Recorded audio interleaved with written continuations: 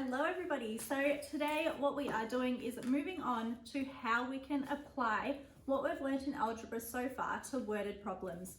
So our learning intention for today is to apply algebra, and by the end of this lesson we want to be able to write an algebraic expression. Okay, so remember expressions include letters, numbers, plus signs and minus signs from a description. So if I'm explaining to you a scenario, I want you to be able to write the expression for it. So for the notes for today, we have got that different situations, they can be modelled with an algebraic expression. And in order to be able to apply a rule or an expression, those letters that are in an expression all represent an actual thing, okay? So there are variables, okay? There are things as part of our expression that need to be clearly defined. If we're just using letters, there's not really much of a point to it unless they mean something. Okay, so we call that defining our variables, saying what those letters actually mean. So we'll go through a couple of examples. So we have got here the total cost of K bottles if each bottle costs $4. So we are talking about K bottles. That's the variable that we've been given. We don't know how many bottles there are. This K could represent 1, 2, 3, 4, 5, 6, 7, 8, 9, 10, any number, all right?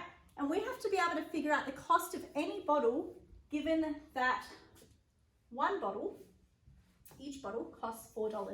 So the way that we represent that, okay, is we can say that the total cost is going to be 4 times by the number of bottles that we have. So it's going to be 4K. And remember in maths, when I've got a times symbol in between a number and a letter, I can join them. So in this instance, okay, this is how we can represent the total cost. So if there was one bottle, we would substitute K for 1. So that'll be 4 times 1. So one bottle is $4. If we have 2 bottles, we can also substitute it into this equation. 4 times 2 is going to be $8. So the total cost for 2 bottles is $8. And we can continue this with any number that we like. So I could say, what's the cost going to be for 5 bottles? Okay, so if bottles is represented by the letter K, the number of bottles, and my question is asking how much 5 bottles would be, I would do 4 times 5. 4 times 5 is 20. So that would mean that the total cost is $20 for those 5 bottles.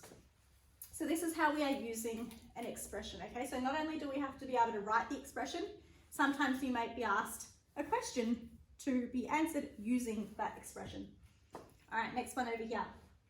The area of a rectangle, if its length is 2 centimeters more than its width, and the width is X centimeters, we are to write an expression for this. So we need to break this question down.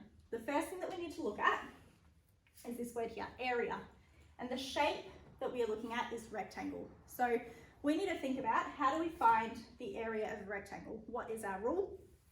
Our rule for area of a rectangle is length times width. So we're going to go length times width. Okay. How do we figure out what our length and our width are? So we have been told that our length is 2 centimeters more than the width, okay? And we are told that the width is X centimeters. So we're going to write down the thing that we're told first. So we're told that the width is going to be X, and we know that the length is 2 centimeters more than the width. More than means plus. So we're going to go X plus 2. So I have now got my width and I've got my length. We have to find the area. Area is length times width. So what we're going to do is we're going to times this by this. So we're going to go X times by X plus 2. And remember, if there's a times sign and there's a bracket, I can combine it. So I can go X bracket X plus 2. I can write it in that format, which is a little bit neater. Or I could expand my brackets if I wanted to. So remember, when we expand brackets, we do first times first. So X times X is X squared. There's a plus sign. and then x times 2 is 2x. They both mean the same thing. Usually we prefer the factorized version, so this one over here. All right, so I could now ask any question and I could say, all right, given that the width is 2 centimeters, find the area. And wherever there's an x, you're going to have to substitute it with the value 2. Or I could say that the width is 3 centimeters. So wherever you see x, you're going to substitute it with the number 3. All right, so the first part is writing the expression. The second part is usually going to be answering some question associated with that. All right, my final example that we are going to go through. So the total cost of hiring a plumber, you know, my water main has burst, for n number of hours, if he charges a $40 call out fee and $70 per hour. So no matter how long the work is going to take my plumber to do, he's already going to charge me $40 for coming to my house, okay?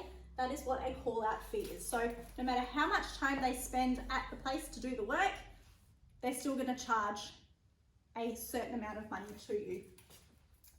And then on top of that, okay, he's going to charge me $70 per hour of work. So the way that we break this down is I see my standalone number, my number that's not going to include any other variable, and that is the $40. I've got a $40 call out fee, so it's going to be $40 plus my part that I'm now interested in, my part that's going to maybe possibly change depending on the number of hours. So we say that the letter N is defining number of hours, and he is charging me $70 per hour. So the call out fee plus, that would be $70 per hour. Okay, and instead of writing 70 times H, I can write 70H. So we can write it this way. We can go, that's the same as 70H plus 40. Or I could do 40 plus 70H would mean the same thing as well. I could swap those two around, but we sometimes like to include the one that includes the variable, all right, right at the start. So now that I've got my equation for total cost, or my expression for total cost, what I can do is I can use that information. So what would be the cost for 2 hours worth of work? So I've got my expression here, which is 70n plus 40. Sorry, I said H, I meant N over here when we're using our letters. That is meant to be an N for number of hours. I've got 70n plus 40. So 70 times number of hours plus 40 is going to help me figure out my total cost. What would be the cost for 2 hours worth of work? Well, instead of writing N, I'm going to write 2. 70 times 2 plus 40. 70 times 2 is 140. 140 plus 40 is 180. So my answer is going to be $180 for the cost of hiring my plumber for 2 hours. All right, hopefully that makes a little bit more sense now in terms of how to apply algebra and how to use those expressions to answer a particular problem. Please leave a comment in the comments below and thumbs up the video if it made sense. Bye.